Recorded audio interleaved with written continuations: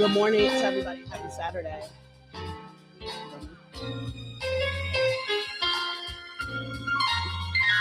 Good morning, everyone, again, and welcome back to the Inner Circle Podcast, where real estate meets real life. I'm your host, your Home Girl Jillian, and we are coming to you live from IntellectualRadio.com, their YouTube channel, and across my social media platforms. So if you missed the live show today, don't worry. This episode and all others will be available anytime on IntellectualRadio.com's YouTube channel. It will go to iHeartRadio after we're done, and then it'll be available on my social media pages. So each week on the Inner Circle Podcast, we bring you real talk and actionable insights on real estate, business, and life. And today's episode is going to be an inspiring one. I'm sitting down with my good friend and fellow realtor, Monique Neal, who made the bold move from Los Angeles to Chicago 10 years ago and has built a thriving real estate career from the ground up. From navigating a new city to becoming a go-to expert in the rental market, transitioning into home sales, and now diving into property flipping, Monique's journey is all about hustle, resilience, and growth. So I'm so excited to talk to her today. We'll be talking about her transition from LA to Chicago, building her real estate business in a new market, Chicago's rental trends, and what renters and investors need to know, her decision to start flipping properties, and the lessons she's learned from her most recent flip, and then her take on the Chicago real estate market and where it's headed. So whether you're a renter, a buyer, or a seasoned investor or thinking about getting into real estate, this episode is for you. And of course, we want you to be a part of the conversation. So call us live at 708-223-8953 with your questions or your thoughts. Whether you've considered relocating to a new city, jumping into real estate, or flipping your first property, we've got you covered this morning. So grab your coffee, tea, or mimosa. I wish we had mimosas, but we don't this morning. It's okay. Next time. Get comfy and let's get into the Inner Circle Podcast. So Monique Neal. Okay, welcome. intro. I know, right? Intro. Welcome to the show. Welcome Thank to the show. you. I'm so excited that you agreed to come sit and talk with me. Thanks for having Like I me. mentioned in the intro, Monique is a really, really good friend of mine. I've known her it's been over 10 years. I met her when she came to Chicago through for her best friend, who's also my good friend as well, Fallon Obamanu, which she'll be on the show all about you. Yeah. So I got an icebreaker question. I was thinking about how do we start this off. So what's one thing you miss most about LA and one thing you love about Chicago? One thing I miss for sure is family. Okay. And it's usually my answer is usually family or weather when I get this question. But the weather is changing dramatically in Los Angeles, in California. Mhm. You know, climate change, global warming is a real thing. So, you know, some of the temperatures are matching up with Chicago as far as the temperatures dropping at night to 30, 40, which is kind of unheard of. Right. So, but yeah, my answer would definitely be family that I miss. And what was the second question? What's one thing, you love about Chicago now that you've been here 10 years? I love the different options for like food. Like, Ooh. I mean, I'm a foodie. So if I'm, feeling Italian or Jamaican, food or whatever, like I can find it. Soul food, you can find really like top tier restaurants, really quality like food in Chicago. Yeah, Chicago, we are known for our food. And how did I know that you were going to say Caribbean or Jamaican cuisine? Because you know me. I know Monique, and Monique will hit every Jamaican restaurant. I know. Or has been to plenty. every Jamaican restaurant in the city of Chicago. If you need a good recommendation, she's got you. I got you. She has got you. Okay, so you miss family, the weather, the warm weather there, but I know our weather here all over the world is just doing crazy things. But yes, I can imagine you miss your family, but Chicago brings a whole new perspective on business, personal, everything. So yeah. So relocation, let's talk about your experience. So what brought you to Chicago 10 years ago?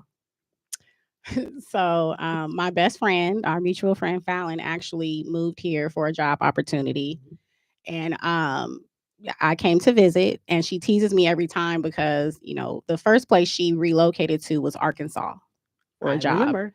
And she does not like the fact that I never had a desire to go visit her there. But because she was always coming home, you know what I mean? So I was going to see her eventually. Right. But when she moved to Chicago, I was just had a lot more interest of like, okay, it's another big city. Let me see what it's like. So I actually came to visit once in March during the St. Patty's Day festivities. That's when I first discovered green beer and The Green River. the Green River. Absolutely. And, Bar crawls. bar crawls starting at Absolutely. 6 AM. a.m. in the morning. Absolutely. And going until midnight. Yeah.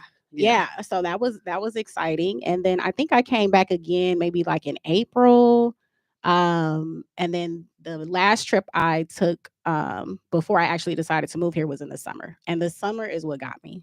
Summertime shy. Summertime shy was like no other. So and I remember we were all driving around the city and Why you put me in it? You were there, friend. You were there. And Okay. and then we I don't know if it was Washington Park or one of the parks in South Shore, and the windows were rolled down, that warm breeze flowing through the car, and then I smelled jerk chicken. And mind you, it's like nearly midnight, and I'm like, wait a minute, this is a thing. And I moved here in September the same year. I'm laughing because I remember that story and I haven't thought about it in so long. Oh God, yes, you're right. That is exactly what happened, and that's the experience that yeah, that was an experience. So that's one of the reasons that you said yes. I said yes, and I came out here, and I had Fallon, and I was blessed to meet you all too. So I had a small group, but outside of that, I came alone. Yeah, you know what I mean. So, but had Chicago just felt welcoming enough to where I was like, no matter what, I'm gonna make it. I'm gonna figure it out. Yep. Okay. So what was like the biggest culture shock when you transition? Because I know, although some of the culture, family, and things, especially within the Black community, Chicago, LA, I'm sure there's some similarities, but there's a lot of differences. There's a lot of differences. So what was like the biggest culture shock? The first that hit me real hard, because I brought my car out here. And like I said, I came in September, so I was going into the winter months, and it just so happened it was around like the time you all had one of the worst winters in over like 20 something years. Like it was wild. Yeah. That was like 2017? It may have been, no. That was like earlier than that. It was like 2015. 15, okay. 2014, 2015. Yeah. And so I lived in Rogers Park at the time. So I didn't have like a garage space or a covered space. So I parked on the street often. And after the snowstorm, I came outside and I found, so many inches of snow above my tires, like surrounding my car. And I quickly realized I was going to have to shovel my way out of this parking space. But I didn't have a shovel. I didn't have the kit, the car kit, the scraper, and so nobody told you. Nobody prepared you for the winter. Prepared me for that. Gotcha. Okay. So I'm sorry. It's okay. So I proceeded to use a dustpan to scoop my way out of my parking space. That's about right. And then I came home to that space, and it had a folding chair. Absolutely. And I'm like, I just love it's just so much community here. People just chilling in the folding. I'm That's what you thought that folding chair meant until I got cursed out for trying to move said chair to park my space.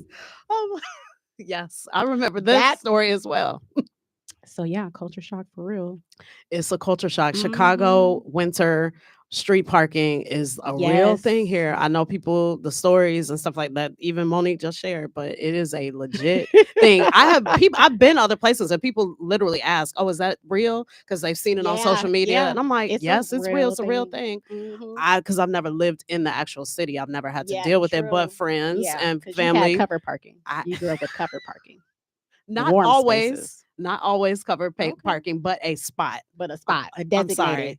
Designated or just an available spot. So I'm sorry, but because y'all have them wide streets. That's right. Plenty of options. But that was a big culture shock. So I'm sure. Yeah. So you moved here 2014, 2015. You got into real estate 2017. 2017. Yeah. Okay, so let's talk about that. Having my daughter. Yeah. Let's talk about that. Well, in Cali, my trade is styling. Right. So I'm a hairstylist by trade. And I started that business literally as a teenager. Like I was literally styling my teacher's hair in junior high. Because I was just, I was good at it. And I would do my more natural style. So braids and twists and locks. And I would style my own hair. So I was kind of like a walking billboard for myself. So I got a lot of clients that way. And just, through word of mouth, it just took off. So I did that for a very long time until my late 20s. And so when I decided to move to Chicago, it kind of worked out because I was working in Brentwood at a salon, and the owner and I got really close. And his father just so happened to own a 3-flat building in Rogers Park. Right. So he agreed to allow me to stay in one of the units. So, and at the time there was a salon called Dry Bar, which is really popular, that started in California, but she, expanded to the Franchise here. Midwest, and she opened her first space in Lincoln Park. So I auditioned, I got the job, and that's when I decided, okay, I'm here. So at first, I was really like, I'm just gonna build my clientele here, but it was really hard, because I didn't really know a lot of people.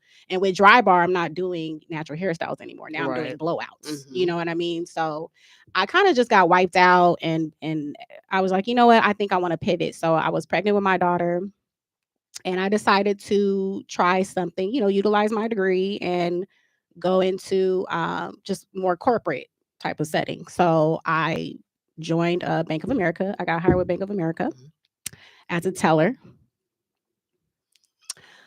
I lasted nearly a year before I said, "Stay for me." It wasn't for me. I have a very entrepreneurial spirit. So sitting behind a glass, day to day, I just felt so limited. You know what I mean? So, and around the time I had been exposed to real estate so much, but I had no idea I was going to go into real estate at the time. My daughter's father purchased a 2-flat in Bronzeville. And when we were dating, I was actually with him at the closing table. And still, I have no idea the significance of what is going on in front of me, right? Right. So he closed on the property. And, I discovered, okay, so we're going to live in one unit and you're going to rent out the other two? Wait, so the other two are covering your entire mortgage? So you live in free? You know what I mean?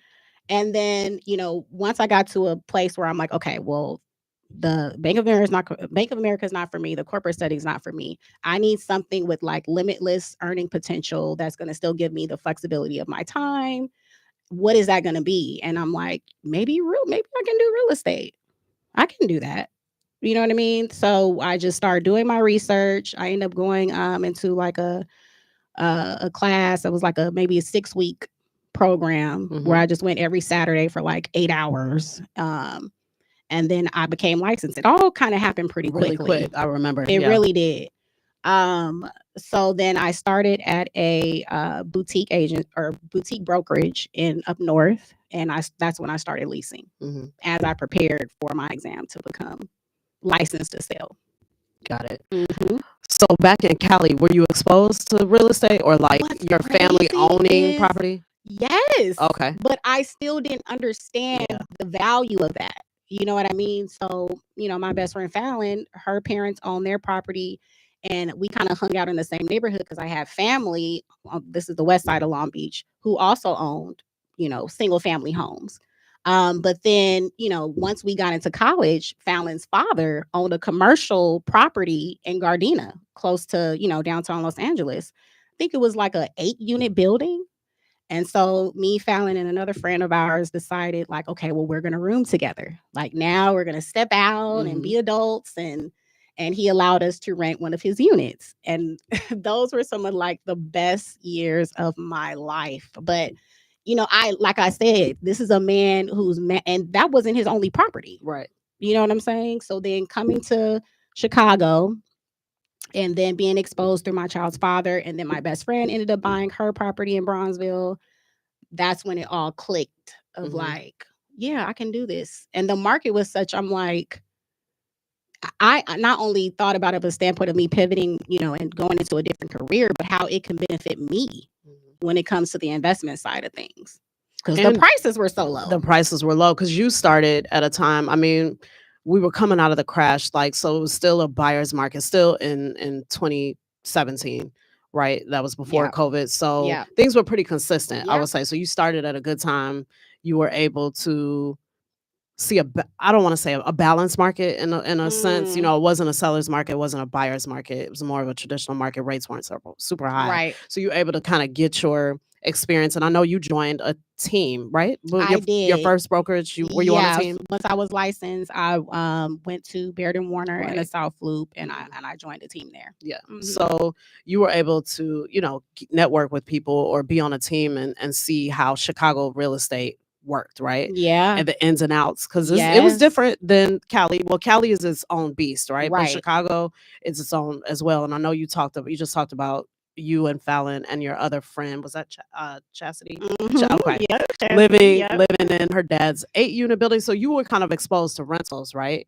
Yes. So Yeah. so and then coming here with you Aaron's father buying a building, Mhm. you renting, the owner of the dry bar, or who it was, the owner of the dry bar on the 8-unit or the 3-unit. The owner of the owner of the salon in Gardena, back Gardena, home. got it. Yeah. Right. So I'm just like, you've been exposed to multi-units. Yes. And I feel like when you got here, you really did kind of, the rental market is kind of where I saw you doing a lot of activity.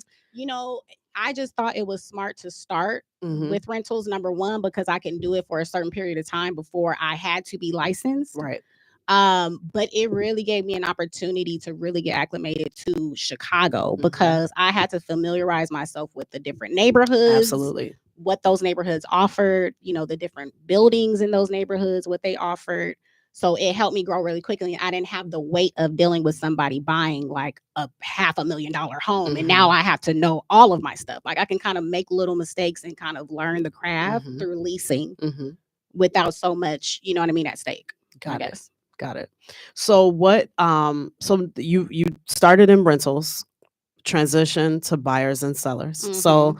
tell me a little bit about when you had your first client that was either a buyer or a listing. I don't You remember. know what's crazy? My first deal was my condo.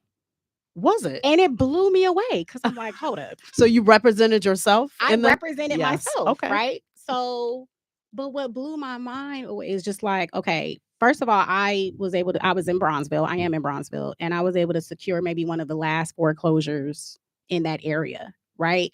And it was in amazing condition. I only had to get new appliances and sand and refinish the floors, literally. So I came in low, and was able to secure that. This is before I really understood the value of like building equity. Right. You know Right. what I mean? So I'm thinking this is a great 100 something. You could never get this in Cali, right? But then I'm like, wait a minute. So I can use my commission to redo these floors. Baby, you can't. It's just amazing. You didn't know. I No one didn't else. Yeah, know. I'm like, representing yes, this is yourself. it. This is where it's at. Will definitely, it's a benefit. So Yes. yeah. So that was my first deal.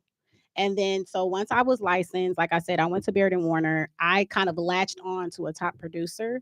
I latched on to a top producer, and um, I thought that would just be advantageous for me because once he was overwhelmed, he could just feed me clients that he really had no time Mhm. to represent. Right. You know what I mean? So that helped me build my clientele because I really didn't have a huge network of people to kind of say, hey, I'm a realtor, work with me. You know what I mean? Right, because you didn't know a lot of people here yet. No, Right. right. Yeah. So after that, Compass came about to the Midwest, which is one of the top real estate brokerages in the country. Mhm. And they were unique in the sense that, other brokerages, they're just going to hire you because it's a numbers game. They don't care what you're grossing. You can be a newbie. They're going to take you on and hope for the best. But with Compass, they're seeking out top producers only. Absolutely. Right. So in order to get in, you have to either be a top producer or you have to get on a team. So I was recruited on a team because I was still pretty new to the game. So I worked on a team, the Ferrata team. I'll just say it.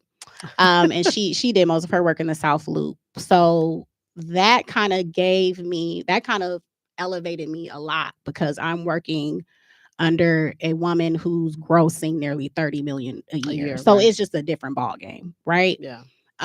So that's when I started getting more buyer clients because she was mostly on the sales side, the list side. Mhm. You know what I mean? She would just work with owners. And so the first time home buyers, she really didn't have time for. So then she would feed me those folks, right? And I was able to nurture those relationships, and through word of mouth, I was able to build my clientele from there. So what has been your experience like being in real estate now for 7 years, six, yeah, About 7 years, about 7 years. 8 years, Yeah. yeah, seven, eight Eight, years. yeah. Is my math off? It's Saturday morning, so my math. Girl, we gonna And say 7 or 8, child. so it's been almost 8 years, because we Yeah, got licensed yeah. around the same We time. did. So Yep. what's what has been your biggest challenge? People ask me this all the time. So what's been the biggest challenge for you, just in real estate, period? Just managing the emotional roller coaster that comes with it. Yours or your clients? Both. I was gonna say that would be my answer. Would be both. Yes, Both. managing Both. theirs first, and then Yeah. ours second. Yeah. Right? Because Okay. it's a lot of emotions that come into, investing this amount of Mm-hmm. money on a property, and so Mm-hmm. many things can go wrong. You know what I mean? And so you have to manage people's expectations. And you also you can't think about the money, because the money's not coming until you pick up your check from title. I tell people Period. that all the time. Don't Period. count. People will look at what we're selling, or, oh, you got this deal. But I tell new agents this all the time. Do not count your money until Don't you close. don't do I it. literally just had a deal, was supposed to close. The buyer signed the paperwork.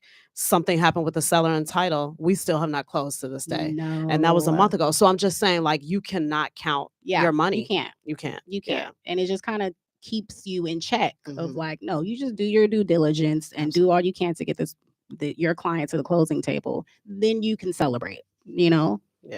So yeah, that's probably the biggest challenge. So going back to renters and buyers. So I know you've worked with some buyers. Has it been more renters than buyers? It's actually been more buyers than Than renters? renters. Okay. Yeah. But I feel like It's been a nice balance of both, I should say, yeah, because I learned pretty quickly that a lot of agents don't like doing rentals. I And I'm like, why? I understand that feeling. We can get this lease done in 2 weeks or less sometimes. Yeah. Especially the larger buildings, the rental buildings with like 400 plus units who already have a leasing staff on site. Right. Right. So you're just allowing them to do the tour, and they have incentives for folks to, apply within a certain period of time. So some of my clients in these buildings with like $3,500 a month rent Mhm. are applying. You know what I mean? And sometimes they offer 100% commission, right? So I'm getting $3,500 in like a week's time, because their screening process and approval process goes much faster than you trying to do it on your own. So and this is for any realtor that's out there that's watching, that whether you work with rentals or you don't, or you're trying to figure out, how do I make money from it? I found from my experience why I think I don't do a lot of rentals. I will work with rentals. It's more so family and friends. Yeah. But for me, it's finding property management companies or owners that will pay an agent. I faced that. Yes. That was the Yeah. biggest problem I had. So Yeah. getting paid, right? Mhm. Now we're in a different world. Fast forward 8 years for me. Now my renter is responsible for my payment, right? I wasn't Yeah. necessarily pushing that in the Yeah. beginning, but with the laws changing in the real estate Mhm. industry, now my renter is responsible for my commission, Yeah. or just my fees for helping them locate an apartment. Mhm. But that was the one issue I was having. The second was dealing with renters who called me because they were ready to rent. But when I started asking questions about, well, how's your credit? And Yeah. at first, in the beginning, I was kind of scared to ask that question because it's so personal, right? And we're working with buyers, we're sending buyers to a lender. So I don't necessarily, Exactly. I have that Yeah. conversation, but I give it to the lender. Mhm. They're going to run the credit. The lender is Right. really going to tell me if this buyer is qualified and what Absolutely. stage they're in the process. Mhm. But with renters, they're calling you and they're saying, hey, I want an apartment, and I ask what your credit score is. 675. And then I go take you to see 10 different rentals, and you apply, and then the score is coming And back. they like it's 540. Absolutely. But I've taken you to see 10 rentals, Yeah. and now facts. you don't Yeah. qualify. I Yeah. don't get paid. My time, I won't say wasted, but I've spent time Yeah. with you, Time and now, invested. right, Yes. absolutely, it's time vested in. Mhm. So how do you qualify your renters? Um. Well, okay. So I do go in and I ask the basics of like, okay, well, what's going on? Like, how long have you been on your job?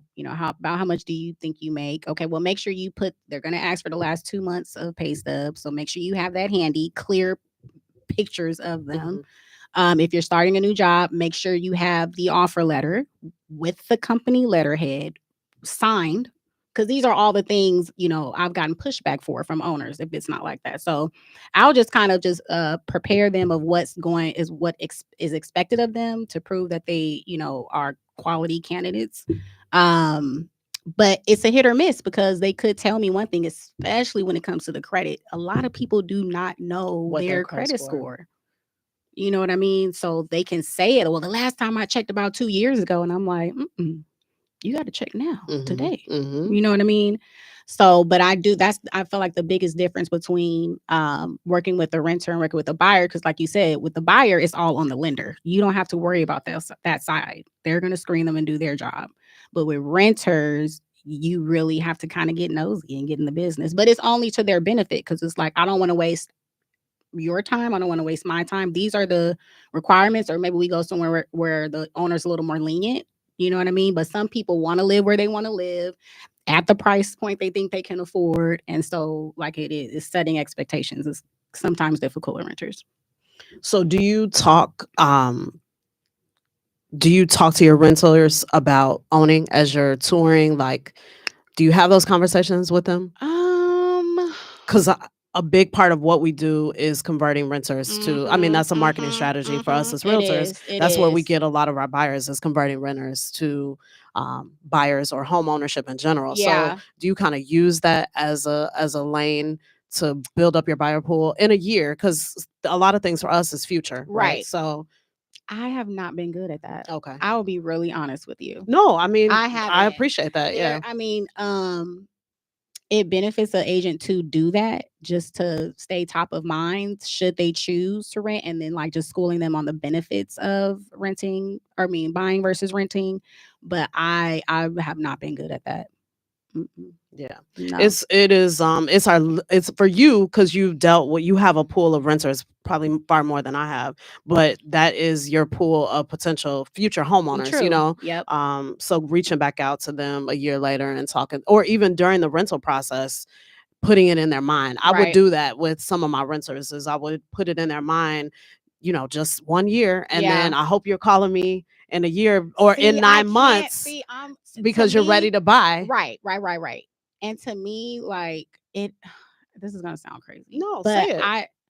I've never been really aggressive in that way when it comes to sales. But it's I'm not all like, aggressive. oh, it just has to organically happen, But that's come up in organic conversation. though. The opportunity presents itself to where now, if there's been opportunities here and there that present itself where they're like, I really was thinking about buying, but X, Y, and Z. And then I'm like, well, have you considered this route? You know what I mean?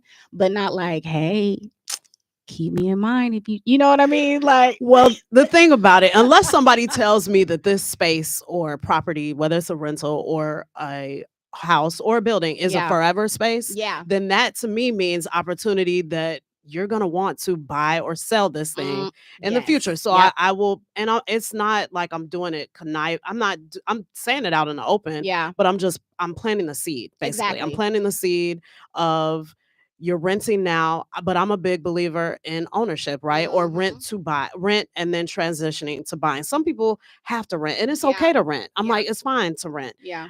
Some people love a rental lifestyle. The Chicago and other cities, the buildings that they have now, these luxury buildings and the Yeah. amenities that they come with. Some people They never, prefer that. Yeah, absolutely, they which is prefer that. perfectly fine. Mhm.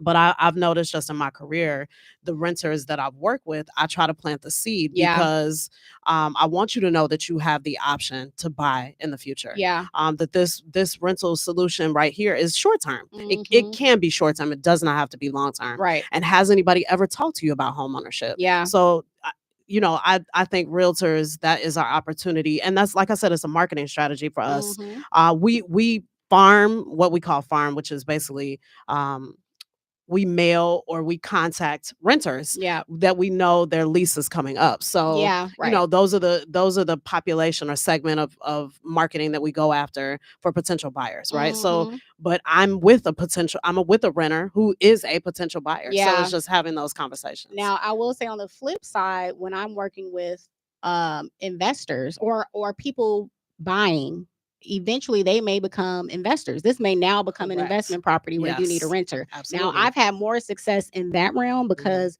they're looking to me to say, hey, I got a job out of state, or I'm looking to move to another area. Help me rent this space out. And now that builds a connection. Now we're locked in Long term. long term. Absolutely. You know what I mean? So I think I've had better success on that side of the Mhm. coin. Yeah, you Yeah. have worked with some pretty serious investors here in Chicago Yeah. that are doing big projects. So Mm-hmm. tell me how did you stumble upon those relationships and what those things have taught you? Because I've learned even just about some development stuff from you, from some of the clientele that you've had. So Yeah. you've been blessed to get here and not be here 20 years or not be from here, and you've come across some pretty big developers. So I have. One in particular does a lot of work in Woodlawn, and I actually met him through my team leader when I was at. I'm still at Compass, but when I was on the team, and he just owned a lot of land on the south side, and decided once the market got to a certain place he would build on them. So he was building 4 units. He had an 8 unit of just luxury type of properties, and he needed us to rent them out. So because he would buy, or he would build and he would hold, he wouldn't flip them or sell them, he would hold them and rent them.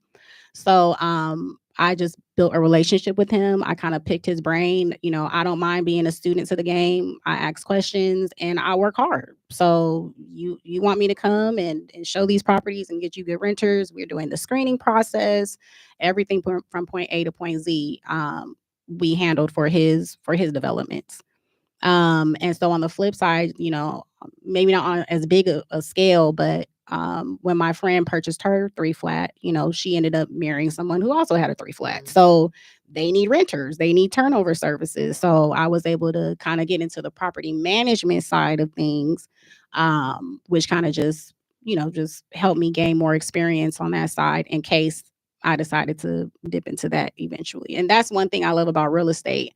There's so many things you can do. And I knew when I was pivoting and switching careers, it had to be something where I did not feel like I was caged in and didn't have options. You know what I mean? So with real estate, whether you want to become an inspector or a lender or a developer, like there's so many options for you. So yeah. Yeah, no, and you hit it. And just even what I know about you in these 10 years, Monique is a free spirit and a person where she doesn't want to be caged in. So real estate, you hit it because I was thinking about it and you said it. It allows you to, if I want to sell, if I want to work with buyers, if I want to work with renters, if I want to do Hmm. property management, it has Hmm. allowed you to like try different things Yes. within the real estate business, which makes you so versatile. And you've even started a business out I of a did. need from I real did. estate. Listen, I'm gonna She find a way, started her baby. own cleaning company. I did. Yeah. So how did I don't even know how did that come about? You know what? It was so funny because I started working, like I said, with just a lot of home owners who became investors because life changes or whatever, and now they need this place rented out. So a lot of times, the space is cleared out, and I'm walking through, and I'm like, yeah, I can't show it in this condition. It needs to be cleaned. You know what I mean? And they don't see the value in that. Of course, they're like, girl, just get it rented. But so, one of my clients just refused to invest the money to clean the space. So, you know what I did? I went and bought some cleaning supplies and I cleaned it myself because it's like now I'm representing you. You know what I mean? Like, I want to make sure I'm showing something that is of quality, that is clean, that is welcoming. So I ended up cleaning it out. And when I did it, I was like, I wonder if there's a need for this, you know what I mean, of turnover cleaning services. Like, if you're prepping a property to be listed and you're about to take photographs, a lot of agents like somebody to come in there, clean it up, make it look nice, and get it prepped for photos. I'm like, And it was kind of after COVID where things were just kind of up and down. So I'm like, maybe I can do something with this. So again, it happened really fast. So eventually now I'm just working with agents. I really just work with agents. And again, it's just word of mouth because this is my strategy. Like if I just do well with one client, if I do well enough, you're not going to want your friend or family member to go to anybody else. Absolutely. because you know what you're going to get Mhm. every time. The service leads to referrals, right? Great Absolutely. service leads to referrals. Absolutely. So it's grown, and now I'm at the place, I was just talking to Fallon about this, where I really want to expand and start getting a team together. But another thing about, you know, wanting to provide exceptional service is that when you build a team, they need to have that same mindset. Absolutely. And it's hard to And find it's people hard that have to the same find mindset and the same drive drive that you do. Yes, absolutely. you know. So that's the most intimidating part of expanding, but I know I have something good going on. You do. You know what I Yeah, mean? that's a And great service yeah. that you were able, a need that you Mhm. were able to identify. But that's why, and that's like why I even started the show for situations or just ideas like that. So much comes out of real estate that people I'm don't telling realize. you. So I'm telling like you, the fact yeah. that you were able to start another business, Yeah. which is another stream of income. Mhm. All from being a realtor and seeing that there's a need. And then Right. you're able to tailor your business because you are a realtor and you are showing property. We know what these properties need to look like in order to obtain a Yes. buyer's attention, Yes. right? So, yeah, you But having that listen, mindset is so important for that business. it's the smallest things. Like, you know, some folks, you know, if you think about, I don't know why I'm bringing this up, but I want to. When you think about just, you know, prepping a space, a client space for photos, for open houses, baby, you got to get all this stuff off these countertops. Off the countertops. I clean the bathroom. Can you clean the tub? I mean, we want to at least show a little bit. You've got a beautiful shower. You got to make this bed up. Absolutely. These It gotta shoes look that like are IKEA all in here. absolutely, yeah. And we can make it work with what you have. It just Absolutely. has to be small tweaks, and you have Yeah. to be open-minded enough to allow me to guide you through what should be done. Correct. Yeah, people that's something that is so overlooked when Mhm. people are selling a property. They don't think, do you want your personal photos out there? True, Or not right. even personal photos, your personal belongings out there on Yes. Zillow? Yeah. That's Mhm. what I say. That's what really how I say it. I'm like, do you want your shoes in the Zillow photo? That's how you have to, they don't Yeah. think about it until Yeah. you say it. Mhm. And they're like, oh, okay, well, tell me exactly what I have to clean up. Yeah. But that's what I'm saying. Like, because we tour with so many buyers, Mhm. I hear buyers make comments of, oh, they should have did this or they should have did Yeah. that. Yeah, you So hear it on both sides. absolutely. You know. And stuff like that. I'm gonna even pivot to you getting into flipping because that has, I know in my own flipping experience, stuff like that has helped me. And even as I'm In your designing my own, yeah. properties, Yeah. I know what buyers are looking for because we're Mhm. listening, right? Yeah. So I want to transition and talk a little bit about you getting into flipping. I know you've got into real estate, worked with renters, you worked Yeah. with buyers, you worked with developers, and then you said, "Hey, I'm gonna try and flip a property." Mhm. Mhm. It was always early on, it was always the goal for me to eventually get in on the investment side. I didn't know what that would look like, but I knew after doing research that some of the wealthiest people in this world, you know, have built their wealth off of real estate. Period. Correct. So I knew, okay, when I was thinking about the long game, is like, okay, how can I build my own portfolio over time, whether that's buying and holding, flipping, whatever.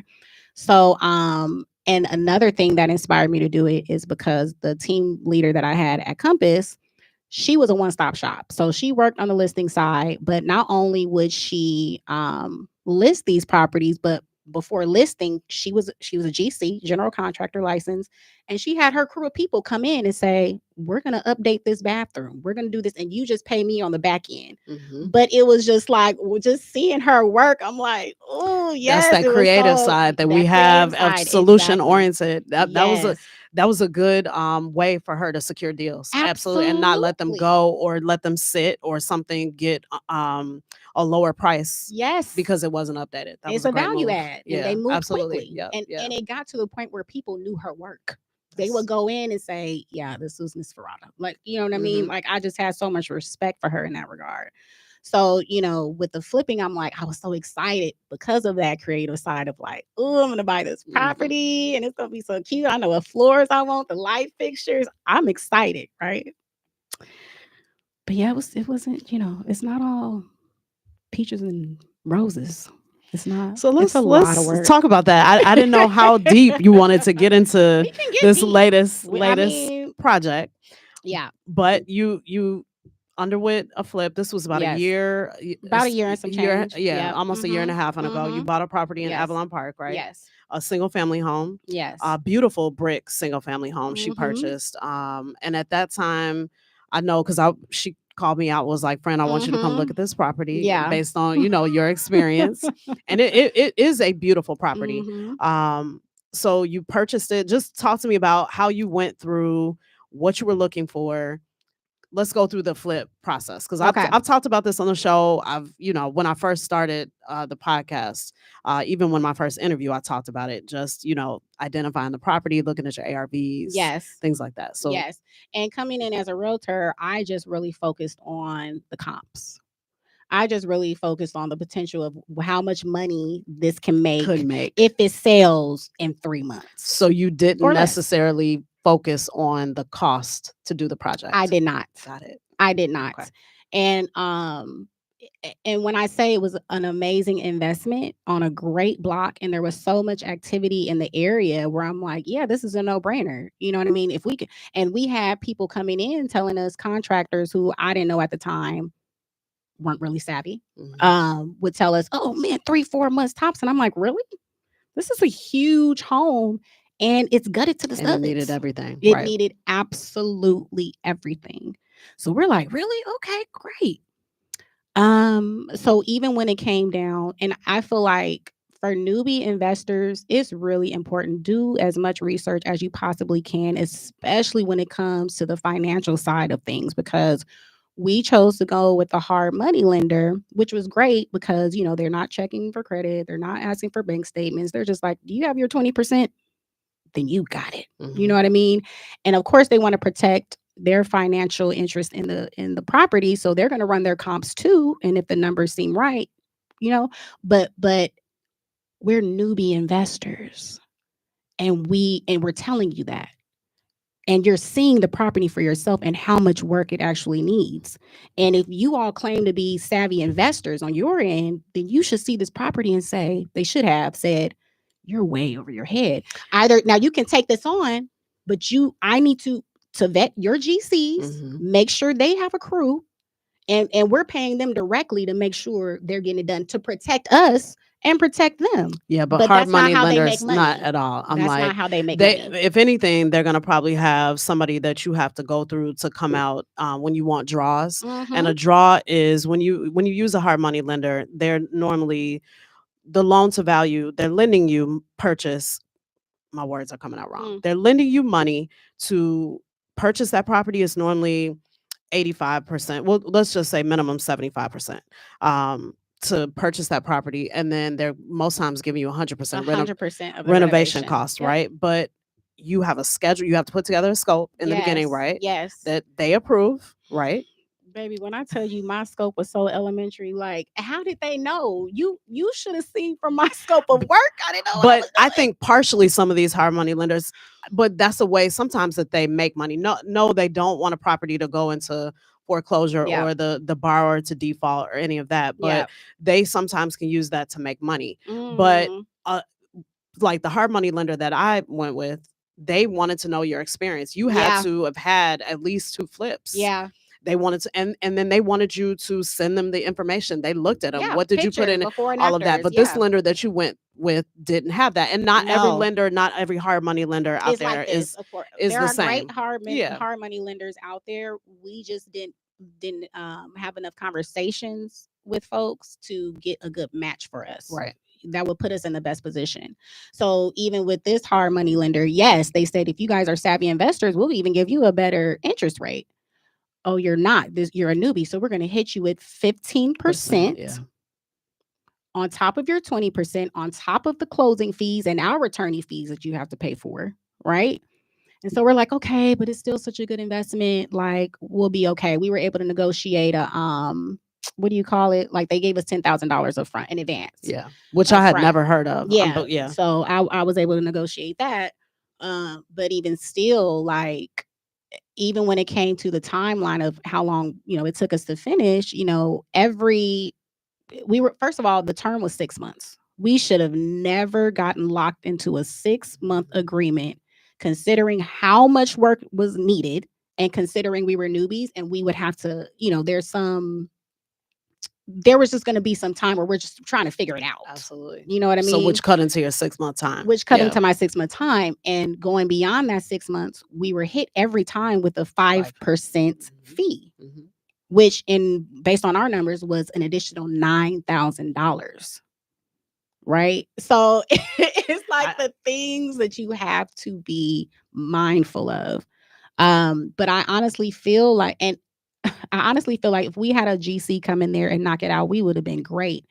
And so let's pause there, because I think the part that, and this is in the lesson that you've learned, is you didn't hire a GC. You guys tried to GC it yourself. Tried to GC brand new investors, which I would say was probably the biggest lesson. The biggest lesson is to have a GC or an experienced project manager to work with you all, and the contractors to get the project done. Now, as far as bringing in the main folks when you're dealing with, a complete good rehab, I would say we could have handled the electrician, the HVAC, the plumbing, all your trades, your individual all the trades. Yeah. But once those walls are closed up, you need somebody to knock out the rest of it. The finish work.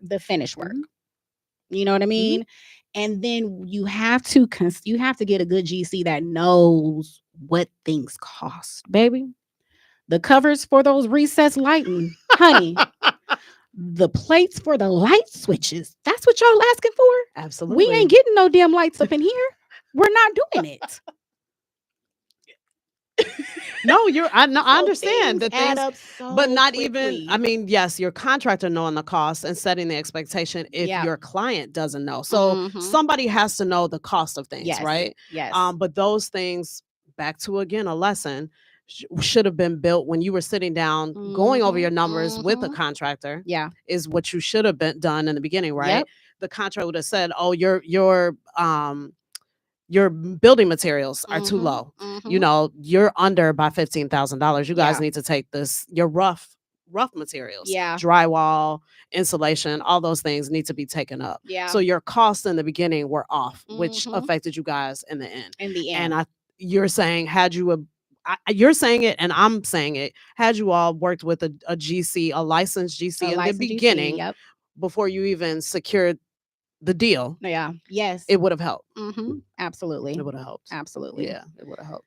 So and you know what else? Like, for the investors out there, the newbie investors especially, like if you're buying on a block and your property just so happens to sit next to an empty property, baby, you got to find out what's going on with that property. Absolutely, because it was a guardianship type situation for the property next door to us. The daughter's mother was sick, so she took on the responsibility of maintaining that property, which she had no desire to do. So during the winter months, the pipe burst in the basement. It flooded to the ceiling of the basement, and then eventually crept over to our property and flooded out ours. Now, the mom did not have insurance on the property. And our insurance wouldn't cover it. That's another thing, insurance. Yes, you have to have it when you're doing a flip. Our insurance didn't cover it because the cause of the flooding started at the neighboring building instead of in ours. Like, had our pipe burst, we would have been fine. But it was because it started there and then creeped over to ours, they wouldn't cover it. This Liberty Mutual, y'all. Good folk. So, things to consider. Absolutely. But it was also, I feel like, that's the beautiful thing about Chicago, because Lord, if we had the capital, we could have just scooped up that one too. Absolutely. And you would, you'd have had 2 properties. They were only selling it for $95,000. A beautiful single family. So we've got into lessons, right? With that. Would you flip again? Absolutely, 1,000%. Okay. But baby, it's gonna be cosmetic only. Monique, I'm doing flows, cabinets, paints. Okay. I might switch out some light fixtures. So you want something where it's not a full gut. You want something. Okay. Maybe with the bathrooms, because that was manageable. Well, kitchens and bathrums sell property, so you always want to touch those spots. You know what I'm saying? So I'll touch them, but if I don't have to gut them, I'm gonna save whatever I can save. I'm gonna save whatever I can save. Yeah, you know what I mean. But the next one would have to be an in and out type of project. Got it. 3-4 months tops. But I would absolutely do it again. And with flipping, Mm-hmm. I think we both agree you are only as good as your team, and You that are is your only at, contracting team. Absolutely. yep. So And whoever you choose to invest with. correct. Yes, and your partners, your investment partners, Mm-hmm. right? Yep. And then whatever lender you're using too, you And want to make whatever sure. lender, that is Yeah. key. Yep. Because if you build a good enough relationship with them, eventually, that's what, when I was working with the developer in Woodlawn, he told me, like, if you get in good with these, whether hard money lenders or banks, Mhm. they're going to want to give you money Oh, after a while. absolutely. If you're knocking out these projects, they're coming to you with And they're like, giving you your available funding goes up. What you're yes, qualified yep, for, what you can get goes up. absolutely, Yeah. yes, Yeah. So, well, I'm glad to hear that you are going to do it again, that your first experience didn't scare you enough. oh Because it no, can be scary. I get this yeah, question a for lot of sure, time because, as you know, like half of my clientele is investors. mm-hmm. And I love to flip and I Yeah, love working with flippers first time or whatever. But these are the conversations that I have. And these are the stories. I might not yes, say my friend Monique, but your story is something that I add and say, these are the things that you don't want to do. Right. So mm-hmm. I appreciate you for even sharing that Yeah, of out course, there because people need to know. yeah. It is a risk, but to be in this business, we take risks. We To be a take realtor, it risks. takes Yeah, risk. it I does. mean, we Yep. don't get paid until deals close, Yep. right? And so we output a lot of money up front. To secure that money on the back end, it's Mm-hmm. a risk, right? Yeah. So even just being a traditional realtor is a risk. Getting into the investment side of real estate Whole is nother a side of risk. it. Um, Now I will say the only thing, because I was literally Googling at one point in tears of like, is this common for, is this the norm? we And were having yes, a it lot of is the norm. conversations. It Yeah, is the it is a norm. norm. Like Yeah, your it first, you're happens. either gonna break even, you're gonna lose a little money, or Yeah, you might get lucky and most. make a little money. But Yeah. either way, you learn. Hmm. The learning Yep. lesson is the most valuable of it Yeah. all. You know what I Yeah. mean? Yeah. Like I said, and you said it, but the biggest thing that I would have said to you, and I've said it to you, Yeah. is getting the team, Yes, having the getting your people, team yes, together solid. is Mm-hmm. you're a licensed contractor, even your electrician and your plumber, like getting Yeah. your people together and your money Yep. are the biggest things. But I think you've learned a lot, and I'm glad to hear you say that you're not scared to do it again. Oh, honey, Yeah. no. No, good. No. So I'm glad. I'm You glad to know hear how that. you know me. I don't give up easily. Good. I'm glad to hear that. So what's next for you then? So flipping, I know you won't flip, you will flip Yeah. again. What's the next endeavor? So I'm really gonna focus on, expanding my team for the cleaning business. I really think that could be a profitable business for me and allow just some passive income. But I'm also leaning more towards leasing management. Because I feel like the rental market has always kind of been pretty steady. It You is, know what I and rents mean? continue to go up. Yes. And people are still renting, although Yes. rents are going up. So that Yeah. is a consistent flow of Yes. business. So I really want to get more on-site experience because the on-site opportunities allow for a base salary, and some will allow you to still hold your license either with them or, with an outside brokerage where you can still have that source of income should sales or any opportunities come up. So that's what I'm really focusing on. So I'm kind of stepping away from the sales part Mhm. of it and just trying to find something a little more steady, Got it. more consistent. Yeah. Hmm. What do you think is happening? Because we as realtors get this question all the time from buyers or just people out there in the market once they found out we're realtors. What do you think of the real estate Oh market, my or gosh, I hate what do that you think question. of the real estate market as a whole, I'm and sorry, then the I don't hate market the in question, but Chicago? yeah, I don't. I just feel like it's such a broad, like a vague. Not. It's because I feel like every market is different. And when Absolutely. you say market, are we talking single families? Hmm. Are Are we we talking talking multi units? condos? Yeah. You know Yeah. what I mean? Hmm. It just is different. Hmm. So, I feel like, I know that the prices are still high. I read somewhere like, there's been like a 9.4 Yes. increase Hmm. in home prices year over year. So prices are still high. Everybody's complaining that inventory is still pretty low. Very. But it depends on what you're talking about, baby, because there's plenty of homes to scoop up in Washington Park or in Chatham or in Inglewood. It just depends on On what what your you're journey is, what what you're you're looking for, doing. right? Because my developer friends are doing well. They find properties left and right. They're going to these auctions. They're so, and I am now honestly seeing that people are moving out the idea of, let me just, once I get my money, once I get secured in my career, I'm going to go out and get my dream home. No. Now people are pivoting and saying, I'm going to buy me a building that I'm going to live in for a certain period of time.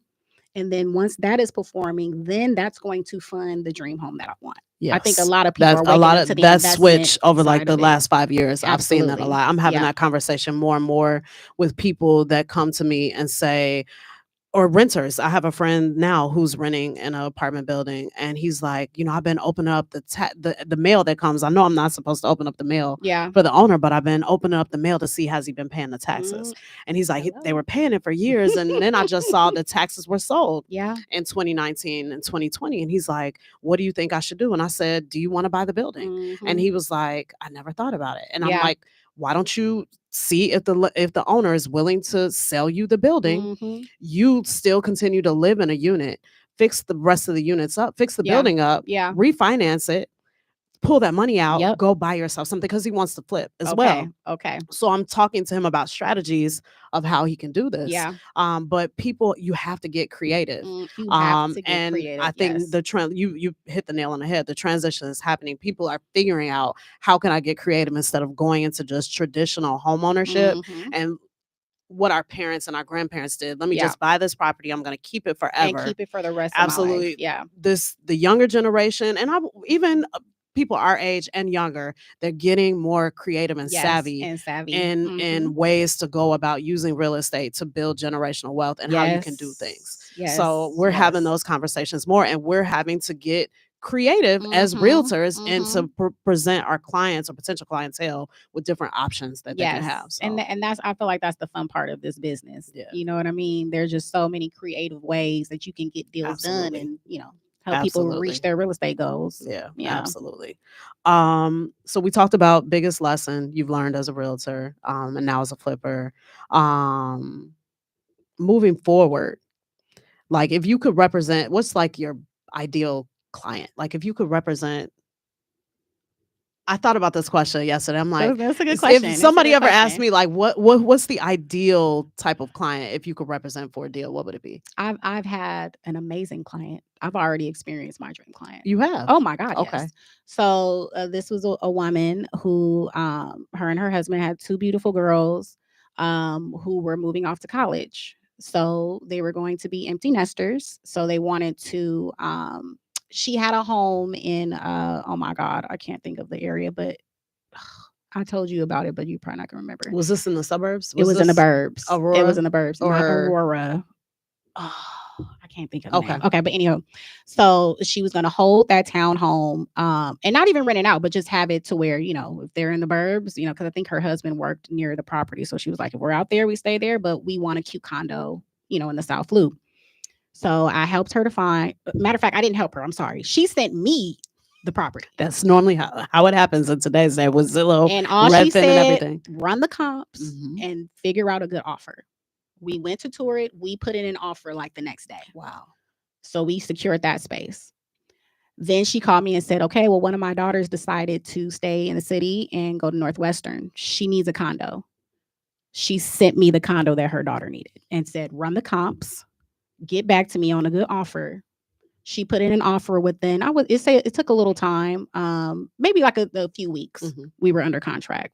Went smoothly, great. She always has her documents in order, like never an issue.